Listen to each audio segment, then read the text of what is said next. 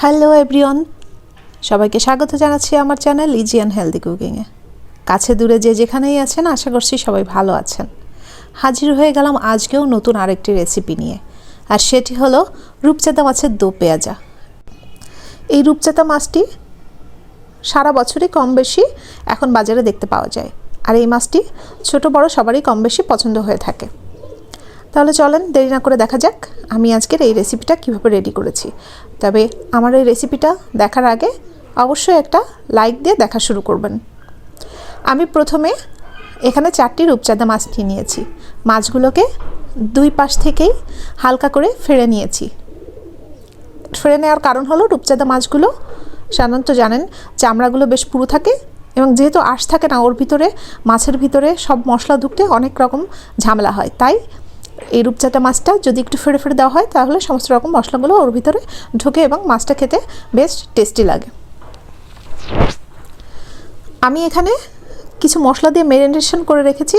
সেটা হলো নিয়েছি হাফ চামচ লবণ, হাফ চামচ হলুদ, হাফ চামচ শুকনো মরিচের গুঁড়া,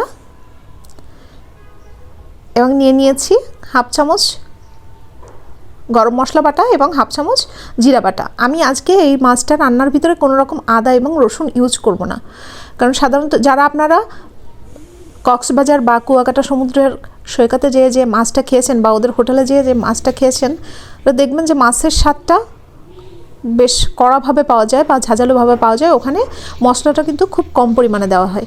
তাই আমি আজকের এই মাছে মশলা অত বেশি ইউজ করব না। আমি এখানে সব ধরনের মশলা মাখিয়ে ম্যারিনেট করে রেখে দিয়েছিলাম আধা ঘন্টার মতো। আপনাদের কারো হাতে যদি সময় না থাকে তাহলে সাথে সাথেও রান্না করতে পারেন। আর হ্যাঁ, আমি এখানে অবশ্য সামান্য একটু সরিষার তেল দিয়ে ম্যারিনেট করে রেখেছিলাম। এরপর আমি চুলায় বসিয়ে নেব একটি প্যানে দিয়ে দিব সরিষার তেল। আমি আজকে রান্নাটা সরিষার তেলে করব। তেলটা গরম হয়ে এলে আমি একে একে মাছগুলোকে ভাজি করে নেব। আমি একসাথে দুটো করে মাছ ভাজি করব। একসাথে সবগুলো মাছ দিলে ভেঙে যেতে পারে, সেহেতু আমি অল্প অল্প করেই মাছগুলো দিয়ে ভাজি করব। আমি এপিট উপিট দুই পিঠই বেশ ভালোভাবে ভাজি করে নিব। অর্ধেক মাছ ভাজি করা হয়ে গেলে আমি বাকি যে অর্ধেকগুলো ছিল সেগুলোকেও ভাজি করে নিব, ভাজি করে উঠিয়ে রাখব। এরপর আমি ওই তেলের ভিতরে দিয়ে দিব 1 কাপেরও বেশি বা উঁচু উঁচু 1 কাপ পেঁয়াজ কুচি। যেহেতু দো পেঁয়াজি, সেহেতু আমার পেঁয়াজটা আজকে একটু বেশি লাগছে। পেঁয়াজ কুচিটা দিয়ে আমি কিন্তু এখানে চুলার আঁচটাকে মিডিয়াম আঁচে রাখবো। মিডিয়াম আঁচে রেখে পেঁয়াজটাকে ভাজি করতে হবে। পেঁয়াজ ভাজি করার সময় আমি দিয়ে দিব আরও সামান্য একটু লবণ। এখানে লবণ কিন্তু খুব বেশি দেওয়া যাবে না, কারণ আমি মাছের ভিতর ম্যারিনেট করার সময় আধা চামচ লবণ দিয়ে দিয়েছি। তো সামান্য লবণ দিয়ে আমি কিছুক্ষণ নাড়তে থাকবো, এবং এই পেঁয়াজের ভিতর দিয়ে দিব 3 থেকে 4টি কাঁচামরিচ ফালি দিয়ে আরও মিনিট খানেকের মতো নেড়ে চেড়ে এবার আমি একে একে মাছগুলোকে দিয়ে দিব। মাছগুলো দিয়ে আমি পেঁয়াজ এবং মাছ একসাথে ভাজি করতে থাকবো, এবং কিছুক্ষণ পরে পেঁয়াজের সাথে সাথে কিছু পেঁয়াজের সহ মাছগুলোকে উল্টিয়ে দিব। মাছের উপরেও পেঁয়াজগুলোকে দিয়ে দিব। এভাবে 2 থেকে 3 মিনিট ধরে আমি ভাজি করতে থাকবো।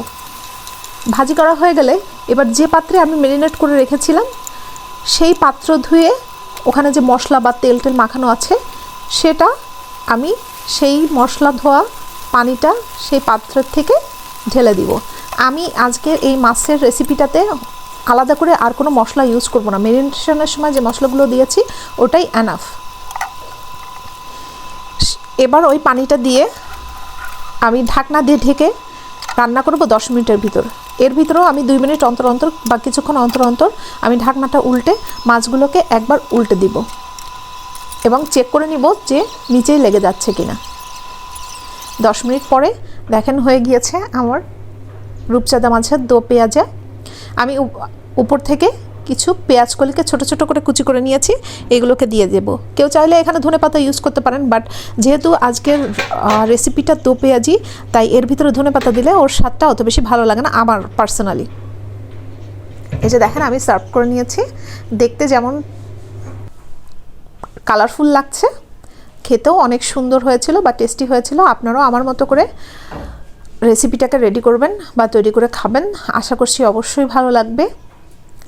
আর আমার রেসিপিগুলো যদি আপনাদের ভালো লেগে থাকে তাহলে অবশ্যই আমার চ্যানেলটাকে সাবস্ক্রাইব করবেন, লাইক করবেন, কমেন্ট করবেন এবং শেয়ার করে আমার পাশে থাকবেন। হাজির হয়ে যাব অন্য কোনো একদিন নতুন কোনো রেসিপি নিয়ে। ততদিন পর্যন্ত সবাই ভালো থাকবেন, সুস্থ থাকবেন। ধন্যবাদ সবাইকে।